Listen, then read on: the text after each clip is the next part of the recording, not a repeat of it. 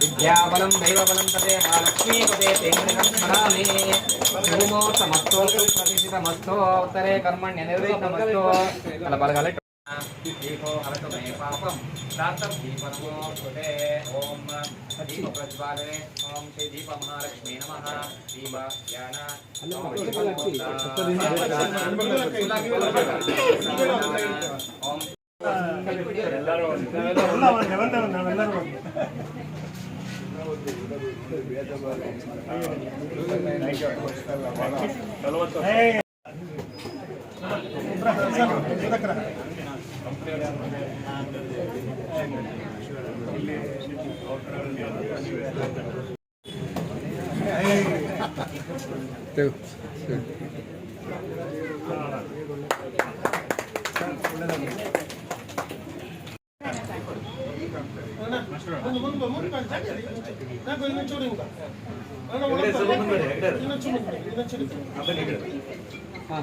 ಶಿವಮೊಗ್ಗದ ಹೃದಯ ಭಾಗವಾದಂತಹ LLR ರೋಡ್ನಲ್ಲಿ ಹೊಸದಾಗಿ ಒಂದು ಉದ್ಯಮಿಯನ್ನ ಸ್ಥಾಪನೆ ಮಾಡಿದ್ದಾರೆ. ಒಂದು ರೀತಿಯಲ್ಲಿ ಜವಳಿ ಉದ್ಯಮಿಯೇ. ಆದರೆ ಜವಳಿ ಉದ್ಯಮಿಯಲ್ಲಿ ಟೆಕ್ಸ್ಟೈಲ್ಸ್ ಅನ್ನೋದಕ್ಕಿಂತ ರೆಡಿಮೇಡ್ ಗಾರ್ಮೆಂಟ್ಸ್ಗೆ ಹೆಚ್ಚಿನ ಅವಕಾಶಗಳು ಹಾಗೆಯೇ ಇವತ್ತಿನ ಯುವಜನತೆ ಅದರ ಕಡೆಗೆ ಹೆಚ್ಚಿನ ಒಲವನ್ನು ಹೊಂದಿದ್ದಾರೆ. ಒಂದು ಕಡೆ ಆನ್ಲೈನ್ ವ್ಯವಹಾರದ ಸ್ಪರ್ಧೆಯನ್ನು ಕೂಡ ನೀವು ಅದನ್ನು ಕೂಡ ಎದುರಿಸ್ಕೊಂಡು ಈ ವ್ಯವಹಾರನ ಕಟ್ಟಬೇಕಾಗಿದೆ. ಬಂಧುಗಳೇ, ಸಾಮಾನ್ಯವಾಗಿ ಒಂದು ಉದ್ಯಮ ಈ ಹಿಂದೆ ಉದ್ಯಮವನ್ನು ಕುಟುಂಬದ ಉದ್ಯಮ ಅಂತ ಹೇಳಿ ನಾವೆಲ್ಲರೂ ಕರೀತಾ ಇದ್ವಿ. ಒಂದು ಹೋಟೆಲ್ ಅವರ ಅಜ್ಜ ಸ್ಥಾಪನೆ ಮಾಡಿದ್ರೆ ಅದು ಮೊಮ್ಮಗನ ತನಕ ಹೋಟೆಲ್ ಆಗಿಯೇ ಉಳ್ಕೊಳ್ತಾ ಇತ್ತು. ಶಿವಮೊಗ್ಗದಲ್ಲಿ ಇಂತಹ ಹಲವಾರು ಉದಾಹರಣೆಗಳನ್ನ ನೋಡಿದ್ದೀವಿ. ನಮ್ಮ ಶೆಟ್ರ್ ಕುಟುಂಬದವರು, ವೈಶ್ಯ ಶೆಟ್ರ್ ಕುಟುಂಬದವರು ನೂರಾರು ವರ್ಷಗಳ ಕಾಲ ಕಿರಾಣಿ ವ್ಯವಹಾರಗಳನ್ನು ಮಾಡ್ಕೊಂಡು ಹೋಗ್ತಕ್ಕಂಥದ್ದು, ಹಾಗೆ ಬಟ್ಟೆ ಅಂಗಡಿಗಳ ವ್ಯಾಪಾರವನ್ನ ಯಾವುದೋ ಒಂದು ವರ್ಗ ಸೀಮಿತವಾಗಿ ಮಾಡ್ತಾ ಇತ್ತು. ಆದ್ರೆ ಇವತ್ತು ಆ ರೀತಿಯ ಒಂದು ವ್ಯವಹಾರಗಳು ಕುಟುಂಬದಿಂದ ಜಾರಿ ಹೋಗ್ತಾ ಇದೆ. ಇವತ್ತಿನ ಮಕ್ಕಳು ಯಾರಿಗೂ ತಂದೆಯ ತಾಯಿಯ ಕೆಲಸ ಅಥವಾ ಅಜ್ಜನ ಕೆಲಸಗಳು ಬೇಕಾಗಿಲ್ಲ. ಅವರೆಲ್ಲರೂ IT BT ಕ್ಷೇತ್ರದ ಹತ್ರ ಹೋಗ್ತಾ ಇದ್ದಾರೆ. ಯಾಕಂದ್ರೆ ಆವತ್ತು ಅನಕ್ಷರ ಆದಂತಹ ಆ ಹಿರಿಯರು ಇವತ್ತು ಅವರಿಗೆ ಅಕ್ಷರವನ್ನು ಕೊಟ್ಟಿದ್ದಾರೆ, ಉನ್ನತ ಶಿಕ್ಷಣವನ್ನು ಕೊಟ್ಟಿದ್ದಾರೆ. ಹಾಗಾಗಿ ವ್ಯವಹಾರ ಇವತ್ತು ಬೇರೆ ದಿಕ್ಕಿನಲ್ಲಿ ಸಾಗ್ತಾ ಇದೆ. ಇದು ಯಾವುದರ ದ್ಯೋತಕವೋ ಅಥವಾ ಸೂಚನೆಯೋ ಗೊತ್ತಿಲ್ಲ. ಇದರಿಂದ ಯಾವ ರೀತಿಯಲ್ಲಿ ಒಳ್ಳೇದಾಗಬಹುದು ಅನ್ನೋದು ಮುಂದಿನ 10 ವರ್ಷಗಳಲ್ಲಿ ಎಲ್ಲವೂ ಕೂಡ ಗೊತ್ತಾಗ್ತದೆ. ನನಗೆ ಗೊತ್ತಿರೋ ಹಾಗೆ ಸುಧಾಕರಿ ಉದ್ಯಮದಲ್ಲಿ ಬಂದವರು, ನಮ್ಮ ಪ್ರಭಾಕರ್ ಅವರೆಲ್ಲ ಬೇರೆ ಬೇರೆ ಉದ್ಯಮಗಳನ್ನ ಕಟ್ಟಿಕೊಂಡು ಬಂದವರು. ಆದ್ರೆ ಇವತ್ತು 4 ಜನ ಬಹಳ ಆತ್ಮೀಯ ಸ್ನೇಹಿತರು, ಪ್ರಭಾಕರ್, ಸುಧಾಕರ್, ಪ್ರಕಾಶ್ ಹಾಗೆಯೇ ಶಿವರಾಮ್. ಈ 4 ಜನ ಸೇರ್ಕೊಂಡು ತಮ್ಮ ಬಾಲ್ಯದ ಸ್ನೇಹವನ್ನ ಉದ್ಯಮಿಯ ತನಕ ತಂದಿದ್ದಾರೆ. ಹಾಗಾಗಿ ನಮಗೆ ಸಂತೋಷ ಇದೆ. ಶಿವಮೊಗ್ಗದಲ್ಲಿ ಆ ಪಾಪ್ಯುಲೇಷನ್ ಇವತ್ತು ಜಾಸ್ತಿ ಆಗಿದೆ. ವೆಹಿಕುಲರ್ ಪಾಪ್ಯುಲೇಷನ್ ಜಾಸ್ತಿ ಆಗಿದೆ, ಮೇನ್ ಪಾಪ್ಯುಲೇಷನ್ ಕೂಡ ಜಾಸ್ತಿ ಆಗಿದೆ. ಇದೊಂದು ಜನನಿಬಿಡ ಸ್ಥಳ. ಹಾಗಾಗಿ ಇಲ್ಲಿ ನೀವು ವ್ಯವಹಾರವನ್ನು ಮಾಡಬೇಕಾದ್ರೆ ಗ್ರಾಹಕರನ್ನ ಆಕರ್ಷಣೆಗೆ ಒಳಪಡಿಸಬೇಕು. ಹಾಗೆಯೇ ಒಳಗಡೆ ಬಂದಂತಹ ಗ್ರಾಹಕರಿಗೆ ಇಲ್ಲಿ ಗುಣಮಟ್ಟದ ಸೇವೆ ಸಿಗ್ತದೆ ಅಂತಕ್ಕಂಥ ಒಂದು ಖಾತ್ರಿ ಬೇಕು. ನಮ್ಮಲ್ಲಿಗೆ ಬರ್ತಕ್ಕಂಥ ಗ್ರಾಹಕರು ಅಂದ್ರೆ ನಮ್ಮನ್ನು ಉಪಕರಿಸುವವರು ಅಂತ ಹೇಳಿ ಮಹಾತ್ಮ ಗಾಂಧೀಜಿ ಅವರು ಹೇಳ್ತಾರೆ. ಸೇವೆಗೆ ಅವಕಾಶ ಕೊಡುವವರನ್ನ ಉಪಕರಿಸುವವರು ಅಂತ ಹೇಳಿ ಕರೀತೇವೆ. ಆ ನಿಟ್ಟಿನಲ್ಲಿ ಆ ಗ್ರಾಹಕ ಸೇವೆಯೇ ನಿಮ್ಮ ಆದ್ಯತೆ. ಬರ್ತಕ್ಕಂಥ ಗ್ರಾಹಕರನ್ನ ಚೆನ್ನಾಗಿ ಮಾತನಾಡಿಸಿ, ಚೆನ್ನಾಗಿ ಅವ್ರ ಜೊತೆಗೆ ಆ ವ್ಯವಹಾರವನ್ನ ರೂಢಿಸ್ಕೊಳ್ಳಿ. ಒಂದು ಸಾರಿ ಬಂದಂತ ಗ್ರಾಹಕ ಮತ್ತೊಂದು ಸಾರಿ ಬರಬೇಕು ಅಂದ್ರೆ ಒಂದು ಅಲ್ಲಿರ್ತಕ್ಕಂಥ ಗುಣಮಟ್ಟ, ಎರಡನೇದು ಅಲ್ಲಿರ್ತಕ್ಕಂಥ ನಿಮ್ಮ ವ್ಯವಹಾರದ ಚಾಕಚಕ್ಯತೆ ಮತ್ತು ನಿಮ್ಮ ಸೌಹೃದಯತೆ, ಇವಿಷ್ಟು ಕೂಡ ನಿಮ್ಮ ಆಸ್ತಿ ಆಗಲಿ. ಆಗ ವ್ಯವಹಾರ ತಾನಾಗಿ ವೃದ್ಧಿ ಆಗ್ತದೆ ಅಂತಕ್ಕಂಥ ಆ ನಂಬಿಕೆಯನ್ನ ನಾವೆಲ್ಲರೂ ಕೂಡ ನೋಡ್ಕೊಂಡು ಬಂದಿದ್ದೇವೆ. ಹಿರಿಯರೆಲ್ಲರೂ ಕೂಡ ಕೊಂಡ್ಕೊಂಡು ಬಂದಿರತಕ್ಕಂಥ ಸತ್ಯ ಇದು. ನಿಮಗೆ ಉದ್ಯಮದಲ್ಲಿ ಎಲ್ಲಾ ರೀತಿಯ ಯಶಸ್ಸನ್ನ ಆ ತಾಯಿ ಕೊಡ್ಲಿ. ಒಳ್ಳೆ ರೀತಿಯಲ್ಲಿ ಪೂಜೆ ಆಗಿದೆ. ಒಳ್ಳೆ ಹೃದಯ ಇರ್ತಕ್ಕಂಥ ವ್ಯಕ್ತಿಗಳನ್ನ ಕರೆಸಿ ಉದ್ಘಾಟನೆಯನ್ನು ಮಾಡಿಸಿದ್ದೀರಿ. ಹಾಗಾಗಿ ಯಾವುದೇ ಅನುಮಾನ ಬೇಡ.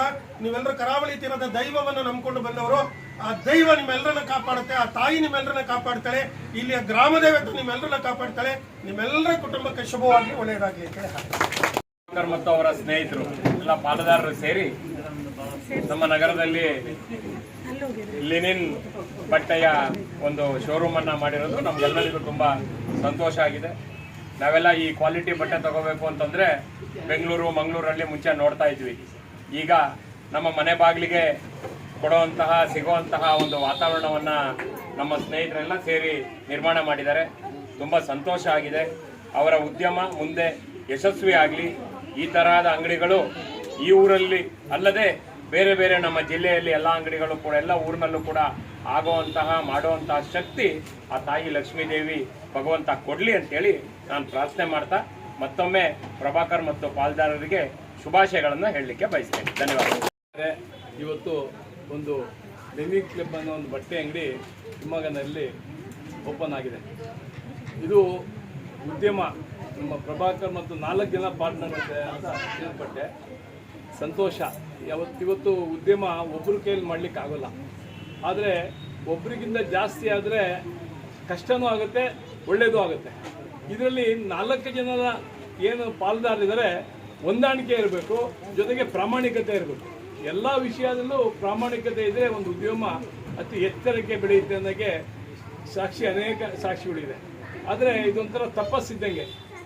ಹೆಂಗೆ ಹಿಂದೆ ಮುನಿಗಳು 10 ವರ್ಷ 20 ವರ್ಷ ಆದಮೇಲೆ ದೇವರು ಒಲಿತಾ ಇದ್ನೋ, ಇವತ್ತು ಅಷ್ಟೇ ಉದ್ಯಮ ಒಂದು ತಪಸ್ಸಿದ್ದಂಗೆ.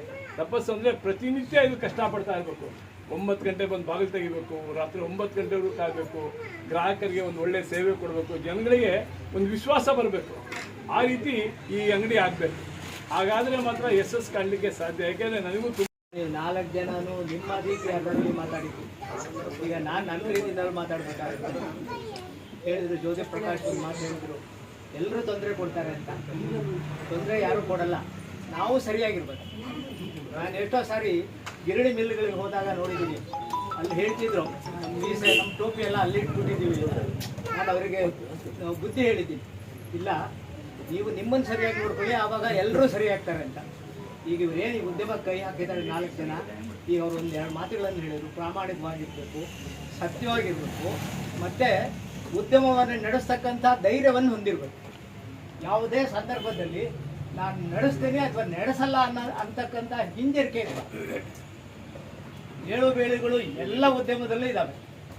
ನಮಗೂ ಅಡಿಕೆ ತೋಟಗಳಲ್ಲಿ ಎಷ್ಟೋ ಸಾರಿ ಒಂದು 600-700 ಕ್ವಿಂಟಲ್ ಆಗುತ್ತೆ, ಇನ್ನೊಂದು ಸಾರಿ 300 ಕ್ವಿಂಟಲ್ ಆಗಿಬಿಡುತ್ತೆ.